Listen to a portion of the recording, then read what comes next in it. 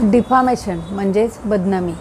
Section 356 BNS म्हणजे भारतीय न्याय संहिता याच्याप्रमाणे डिफामेशनची डेफिनेशन दिलेली आहे. आता बदनामी म्हणजे काय, तर एक व्यक्ती दुसऱ्या व्यक्तीला तिसऱ्या व्यक्तीबद्दल त्याच्या इज्जतीला धक्का पोचेल असं, किंवा त्याच्या रेप्युटेशनला धक्का पोचेल, किंवा त्याच्या समाजात त्याची बदनामी होईल अशी काही वक्तव्य करणं आणि त्याच्यामुळं त्याच्या समाजामध्ये त्याची बेइज्जती होणं, याला बदनामी असं म्हणतात.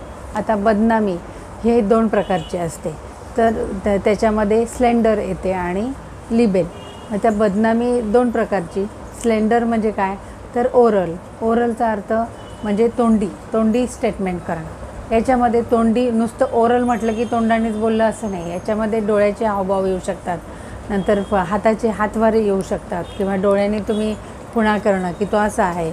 तर अशा प्रकारचे जे तुमचे ॲक्ट्स असतात तर त्या तोंडाने केलेल्या, तर ह्याला म्हणायचं स्लेंडर डिफामेशन. आणि जे न्यूजपेपरला व्हॉट्सॲपनी मेसेजनी जर तुम्ही पब्लिश केलं तर ह्याला म्हणायचं लिबेल. तर हे लिखित स्वरूपात असतं. आता ह्या 2 प्रकारच्या बदनामी झाल्या. आता मुख्य इन्ग्रेडियंट्स काय आहेत बदनामीचे, तर पहिलं की ते स्टेटमेंट खोटं असलं पाहिजे, ते तिसऱ्या व्यक्तीबद्दल बोललं गेलं पाहिजे 2 व्यक्तींच्यामध्ये, आणि त्याची समाजात त्याची बदनामी झालेली असली पाहिजे. आणि त्याच्या पुढचं की त्याच्या रेप्युटेशनला धक्का पोचेल असं ते वक्तव्य असलं पाहिजे. तर ते चांगलं बोललं असेल तर त्याचं रेप्युटेशन खराब होणार का, तर नाही. म्हणजेच ते बदनामीकारक म्हणजे त्याच्याबद्दल वाईट बोललेलं असलं पाहिजे. हे 3 मेन इन्ग्रेडियंट्स आहेत.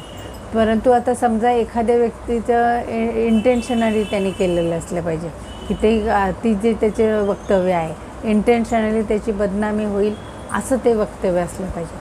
आता ह्याच्यामध्ये तुम्हाला आपण 2 प्रकारचे जे डिफामेशन आहेत, क्रिमिनल डिफामेशन आणि सिव्हिल डिफामेशन. आता क्रिमिनल केस दाखल केली तर काय होईल, तर क्रिमिनल केस दाखल केली तर त्याला इम्प्रिझनमेंट म्हणजे त्याला जेल होईल आणि फाईन होईल. आता सिव्हिल डिफामेशनसाठी जर केस दाखल केली तर त्या व्यक्तीला कॉम्पेन्सेशन द्यावं लागेल, म्हणजेच नुकसान भरपाई द्यायला लागेल. म्हणजे अशा प्रकारे 2 वेगवेगळ्या केस त्याच्यावर दाखल करता येऊ शकतात. आता याच्यामध्ये डिफेन्स काय घेता येईल, समजा एखाद्या व्यक्तीने बोललं आणि त्याच्यावर केस दाखल करायची, तर त्याला डिफेन्स काय घेता येईल. जर एखाद्या व्यक्तीने दुसऱ्या व्यक्तीला तिसऱ्या व्यक्तीबद्दल सांगितलं आहे, पण ज्यांनी सांगितलं तो म्हणेल की मला त्यावेळी रिअल फॅक्ट्स माहिती नव्हत्या म्हणून माझ्याकडून बोललं गेलं, म्हणजेच रिअल फॅक्ट्सबद्दल तो अननोन असेल आणि माझं काही त्याचं बदनामी करायचं इंटेन्शन नसेल, असं जर त्यांनी स्टेटमेंट केलं तर त्याला बदनामी होईल का, नाही. तर सॉरी त्याच्याबद्दल, म्हणजेच ही त्याची बदनामी सिद्ध होणार नाही.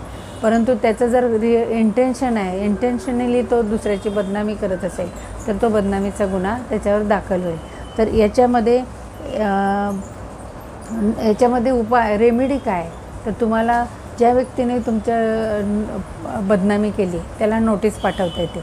आता नोटीस पाठवली की त्याला त्याच्यात लिहावं लागेल की ह्या कारणासाठी तू माझी बदनामी केलेली आहेस. आता ती त्याने ॲक्सेप्ट केली आणि सॉरी म्हटला तर तो, आणि त्याच्याबद्दल कॉम्पेन्सेशन मागितलं तर त्यांनी कॉम्पेन्सेशन दिलं तर केस मिटू शकते नोटीसवरच. परंतु नोटिसीला त्यांनी काहीच उत्तर दिलं नाही तर मग त्याच्यावर 2 प्रकारचे केस टाकता येतात, एक सिव्हिल मॅटर आणि क्रिमिनल मॅटर. आता क्रिमिनल मॅटर टाकलं तर त्याला जेल होईल, इम्प्रिझनमेंट होईल, आणि एवढे मोठे प्रकारची बदनामी असेल तर तसे प्रकारचे केस टाकू शकता. पण सिव्हिल केस असेल तर त्याला तुम्ही त्याच्याकडून नुकसान भरपाई मागू शकता आणि परत तुम्ही पेपरला वगैरे त्याच्याकडूनच पब्लिश करून घेऊ शकता की बाबा अशा प्रकारचे माझ्याकडून जे वक्तव्य झालं आहे ते माझ्याकडून चुकीने झालेलं आहे, म्हणजेच तुमची जी डिफामेशन आहे ते नील होऊन जाईल. अशा प्रकारे हे डिफामेशन जे आहे तर आपण डिटेलमध्ये बघितलेलं आहे. तर तुम्हाला आवडलं तर तुम्ही लाईक करा, शेअर करा आणि सबस्क्राईब करा.